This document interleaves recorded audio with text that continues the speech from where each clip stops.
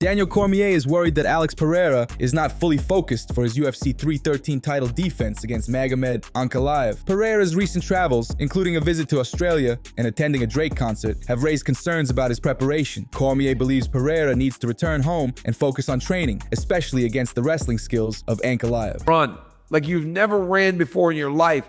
And we had that on display last weekend watching those guys fight and watching how Zalal approach that third round. Chael, one guy who is not running though is Alex Pereira. He will fight anybody, anytime. He is a bad man, Chael.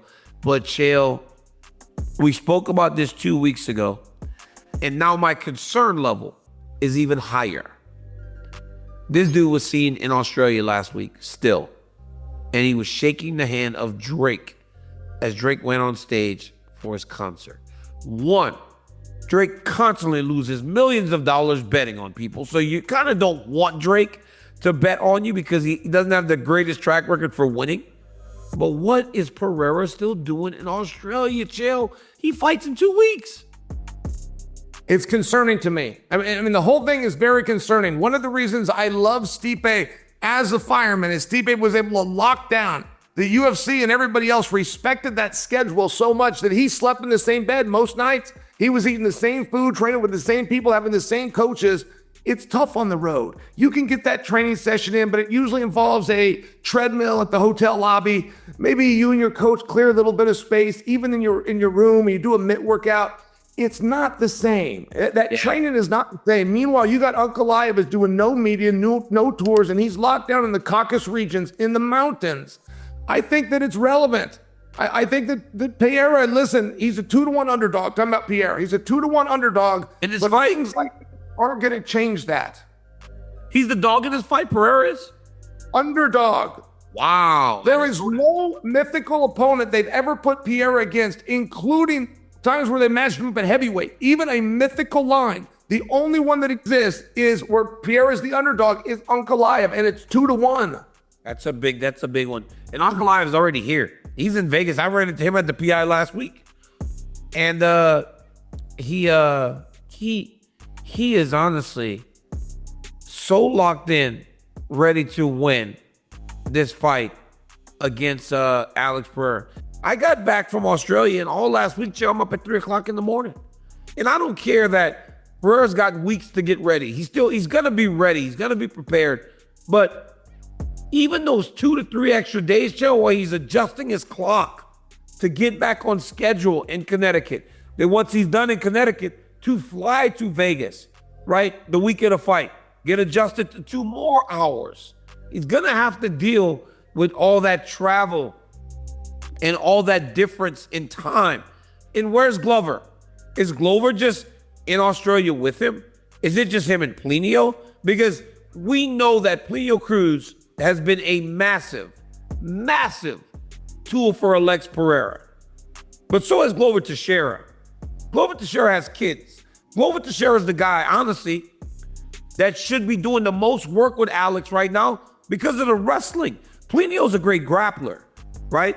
Plinio needs to be overseeing Glover just shooting on Pereira because I don't care what Ankalaev says, Chael. He has to be smarter than to go out there and try to just stand with Pereira for 25 minutes. He has to know that he's got to secure takedowns for extended periods of time. Pereira better get home. He needs to get home right now and make sure he's locked in because he does have the hardest fight of his title reign to this point, I think, Chael P. Before we continue, make sure to leave a like on the video to help support the channel. Michael Venom Page has expressed his interest in facing Colby Covington at UFC 314. Page stated, would love to punch him in the face, highlighting his eagerness for the potential matchup. Well, like you said, it's just looking at someone in the top 10. So Colby would be a great fight. Like you said, I think the build-up would be great, but I'd definitely love to punch him in the face. So I think that'd be great. And he's, like I said, he's anybody top 10. That just gives me the next step forward. So yeah, that would be a great fight. Joe Rogan is urging Dana White to sign a new UFC fighter, saying, "People don't know how good that kid is. He believes this fighter has the potential to make a big impact in the UFC." Rogan's enthusiasm hints at a promising career ahead for the unnamed talent. Curious to see what Ankalaev PFL does took with, over Bellator's contracts, and they're releasing everyone like a fucking Sunday sale. So I hope we get UFC Aaron can get him. Pico. I hope we get Aaron Aaron Pico's Pico. a free agent. I hope we get Aaron Pico. I hope GFL gets him. Fuck off. Aaron I Pico. hope we get Aaron. He's wasted all this time. Yeah. These other organizations, people don't know how good that kid is. He's so good. He got Animal. No, see, this is the problem. No, he had hold on. struggles and then Yeah. won like 9 in a row. You got it twisted. Yeah, you're out of the loop. They pushed him too soon, too fast. In Madison Square Garden, I was working Madison Square Garden. He lost. He got So caught he's in a won 9 in a guillotine. row now. He's won a He was a shit young ton. guy. He was like 20 years old. Yeah, he was first- fucking wrestling internationally at 16 years old.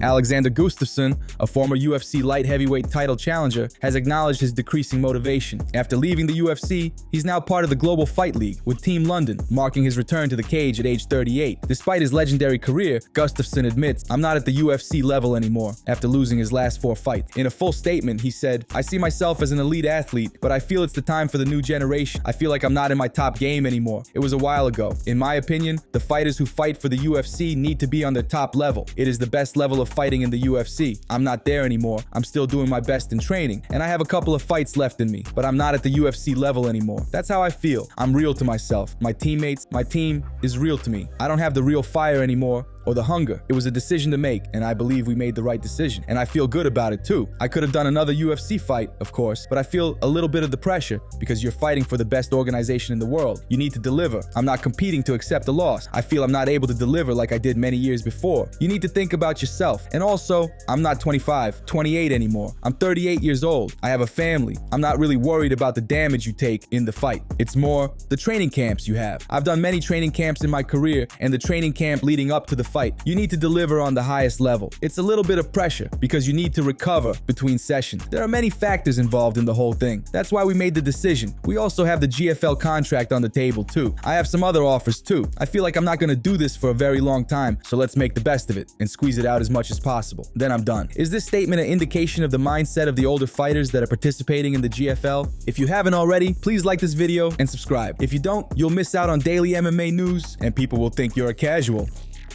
Alex Pereira shared that he experienced the worst injury of his career just before his UFC debut, saying, "I don't know if anybody knows this, but prior to my UFC debut, I had a bad injury on my ankle and foot. I had to push forward, didn't want to spoil it, and not fight, and then I won by knockout."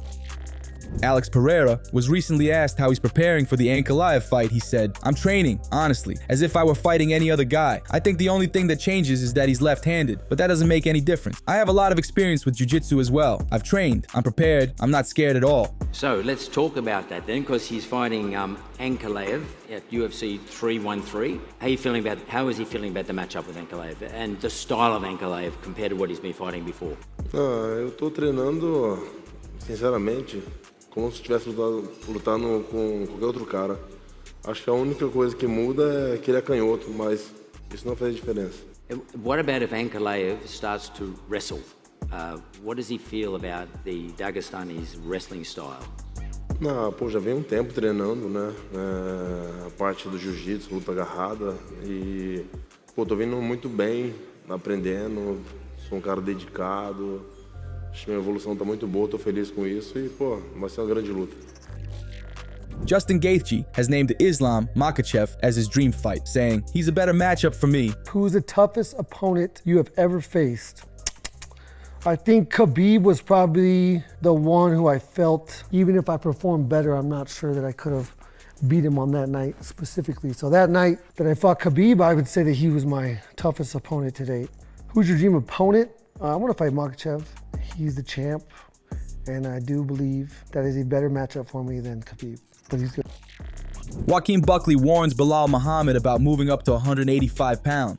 You see Belal Muhammad talking about he wants to move up. He could be double champ. Belal, I'm gonna just warn you right now. You don't have the tools nor the weapons to beat a person like Dricus. You're not gonna be able to take Buddy down. I'm just being honest with you, bro. Nor will you be able to knock him out with them pillow hands. And no matter how much you think that I can see all the holes in this game, even if you beating up Dricus, like I said before, he's just gonna keep coming and coming and coming, and he ain't gonna stop. No, did. He's gonna always have that constant pursuit after you. And if you don't have things that's going to hinder him or pretty much slow him down or stop him in his tracks, he gonna beat you. And he gonna beat you in a way where you ain't never been beat before. When you a 170 fighter, if you're moving up in a different weight class, bro, I'm telling you, bro, they hit a little bit different up there, bro. Trust me, I know. That's why my ass went down to 170. That's all for today. Make sure you like, comment, and subscribe for more MMA content. And if you missed yesterday's news, click the video on the screen to get caught up.